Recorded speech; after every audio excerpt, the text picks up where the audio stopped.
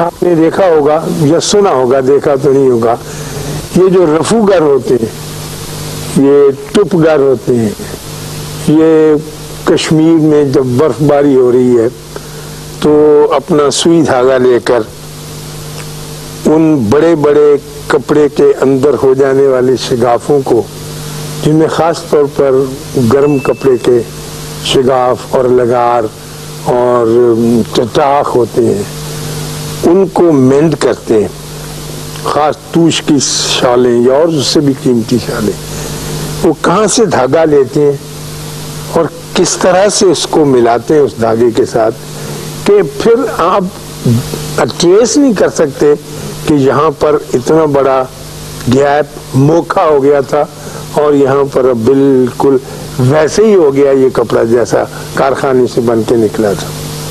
یہ رفوگروں کا کمال ہے، وہ اپنی چادر لے کے غریب لوگ اور اپنی کانگڑی سلگا کے، کانگڑی مٹی کی ایک انگیٹھی ہوتی اس میں کوئلے ڈال کے وہ پیٹ کے پاس رکھے رکھتے ہیں، گلابی چائے پیتے ہیں، دیوار کے ساتھ بیٹھتے ہیں اور بہت بھلے لوگ ہوتے ہیں۔ یہ کشمیری لوگ بہت ہی بھلی کمیونٹی ہے کیونکہ وہ اپنا تجزیہ بھی کرتے رہتے ہیں، بلکہ اپنا تجزیہ ہی کرتے رہتے ہیں اور ان کو پتہ چلتا رہتا ہے اپنے سیلف کا، جو سیلف لے کر انسان پیدا ہوا تھا۔ ہم نے تو اپنے سیلف کے اوپر، جیسا کہ میں نے پچھلے دنوں بتایا تھا، بہت بڑے بڑے سائن بورڈ لگا لیے ہیں، اپنے نام بدل لیے ہیں، اپنی ذات کے اوپر ہم نے پینٹ کر لیا ہے۔ ہم جب بھی ملتے ہیں میں اس اشفاق کی طرح نہیں ملتا جو میں پیدا ہوا تھا، میں تو ایک رائٹر، ایک دانشور، ایک سیاستدان، ایک مکار، ایک ٹیچر، یہ سارے لگے ہوئے ہیں۔ اس طرح سے آپ جب ملتے ہیں مجھ سے تو آپ اپنے اپنے سائن بورڈ مجھے دکھاتے ہیں، اصل سیلف کہاں ہے وہ نہیں ملتی، اور اصل سیلف جو اللہ نے دے کے پیدا کی ہے وہ تبھی ملتی ہے جب آدمی اپنے نفس کو پہچانتا ہے، لیکن جب وہ اکیلا بیٹھنے کی عادت ہے، کوئی اس کو من عرفہ نفس عرفہ ربہ، جس نے اپنے نفس کو پہچان لیا اس نے اپنے رب کو پہچان لیا کہ میں کون ہوں، تو اس میں پھنسے ہوئے چلے آ رہے ہیں۔ لیکن وہ لوگ خوش قسمت ہیں کہ باوس اس کے علم زیادہ نہیں جانتے، ان کو تعلیم بھی کچھ زیادہ نہیں ہے، لیکن وہ علم ان پر وارد ہوتا رہتا ہے جو ایک خاموش آدمی کو اپنی ذات کے ساتھ دیر تک بیٹھنے میں عطا ہوتا ہے۔ میں پہلے تو نہیں، اب کبھی کبھی اب عمر کے اس حصے میں پہنچا ہوں تو میری طبیعت کے اوپر ایک عجیب طرح کا بوجھ ہے جو کسی طرح سے جاتا نہیں، کیونکہ میں آپ سے بہت سی باتیں کرتا ہوں، اب میں چاہوں گا کہ میں اپنی مشکل آپ کے سامنے بیان کروں اور آپ بھی میری مدد کریں، کیونکہ یہ آپ کا بھی فرض بنتا ہے کہ آپ مجھ جیسے پائمال اور پریشان اور درد مند آدمی کا سہارا بنے۔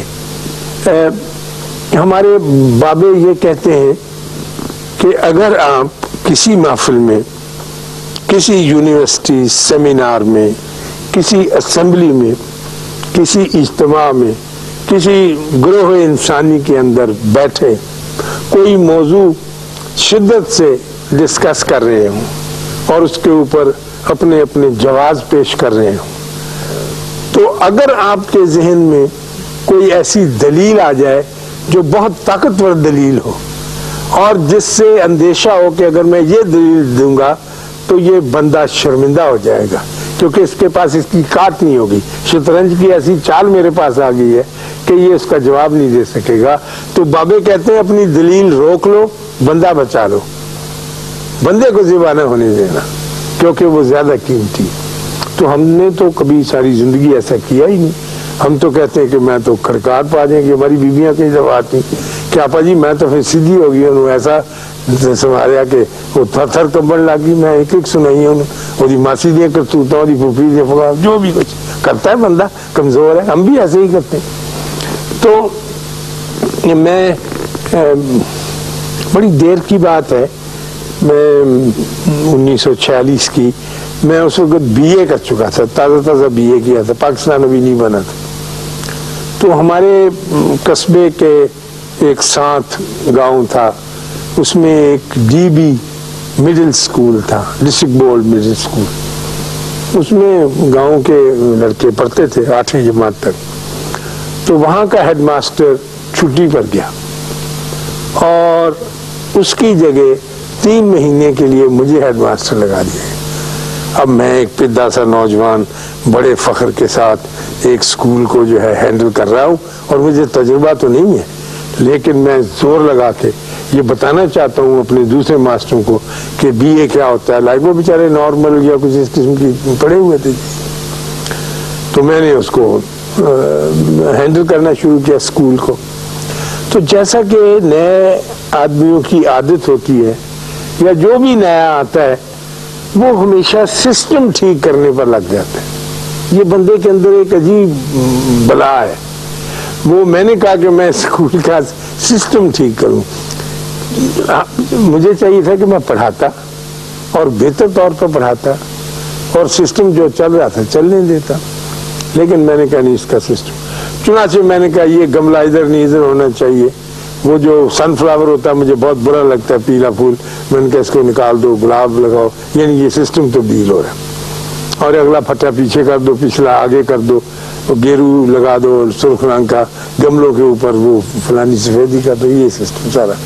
اور ماسٹر صاحبان جو ہیں وہ پگڑی باندھ کے کلف لگا کے آیا کرے. وہ ماسٹر بیچارے بھی عذاب میں مبتلا ہو گئے کہ کیا. تو وہاں 4تھی جماعت کا ایک اسٹوڈنٹ تھا, وہاں پہاڑے کہلواتے تھے.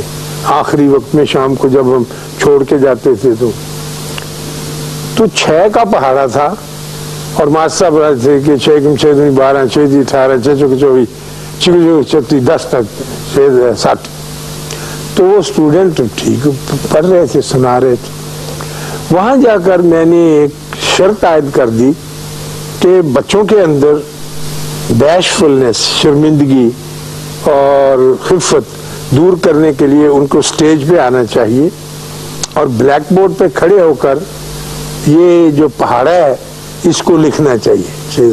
لکھنے میں ان کو کوئی دقت نہیں تھی, لکھنا پڑھنا چوتھی جانتی, لیکن یہ لکھیں اور لکھنے کے بعد پھر گا کے پڑھیں. تو ایک لڑکا تھا, اب مجھے یاد نہیں اس کا نام صادق تھا یا صدیق, ان دونوں ناموں میں سے ایک تھا. اس نے انکار کر دیا کہ میں نہیں آؤں گا بلیک بورڈ کے پاس اور میں چاک سے نہیں لکھوں گا. دیکھیے بالکل معمولی سی بات ہے. تو ماسٹر صاحب نے کہا کہ یہ صاحب کا حکم ہے, ماسٹر صاحب کا, تمہیں لکھنا پڑے گا. اس نے کہا میں نہیں لکھتا. شرماتا ہوگا, شرمیلا بیچارہ گاؤں کا لڑکا. تو اس نے جب نہیں لکھا تو اس نے میرے حکم کے مطابق اسے میرے سامنے پیش کیا دفتر میں, اور اس نے کہا جی کہ یہ پہاڑا تو ٹھیک جانتا ہے لیکن لکھتا نہیں ہے بورڈ جو. تو میں نے اس سے پوچھا کہ تم کیوں نہیں لکھتے؟ اس نے کہا میں نہیں لکھتا. تو میں نے اس کا کان پکڑ لیا جیسے ہوتا ہے, اسے مروڑا, اور میں نے کہا تو یہ پتا ہے کہ میں تم بڑی سخت سزا دوں گا. میں نے یہ اصول قائم کیا ہے, جو سسٹم باندھا ہے اس کے مطابق تمہیں لکھنا پڑے گا. اس نے کہا نہیں جی میں نہیں لکھوں گا جی, مجھ سے لکھا نہیں جاتا. شرمیلا تھا شاید لڑکا. تو میں نے کہا ایسے کریں ماسٹر صاحب, آپ اس کو سارے اسکول میں ساری کلاسوں میں 8ویں تک پھرائیں اور لوگوں کو بتائیں, اپنے اسٹوڈنٹس کو, کہ یہ اس طرح کا نافرمان بچہ ہے اور اس نے ہیڈ ماسٹر صاحب کی بات نہیں مانی ہے, اور اس کو ہم اپنی کمیونٹی میں سے, اپنے طلباء کی جماعت میں سے نہیں سمجھتے.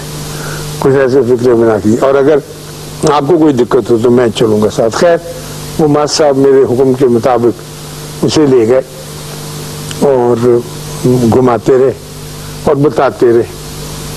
اور جو دوسرے ماسٹر تھے 3-4 اور, انہوں نے بھی بادل ناخواستہ بڑا طبیب پہ بوجھ سمجھ کے اسے برداشت کیا.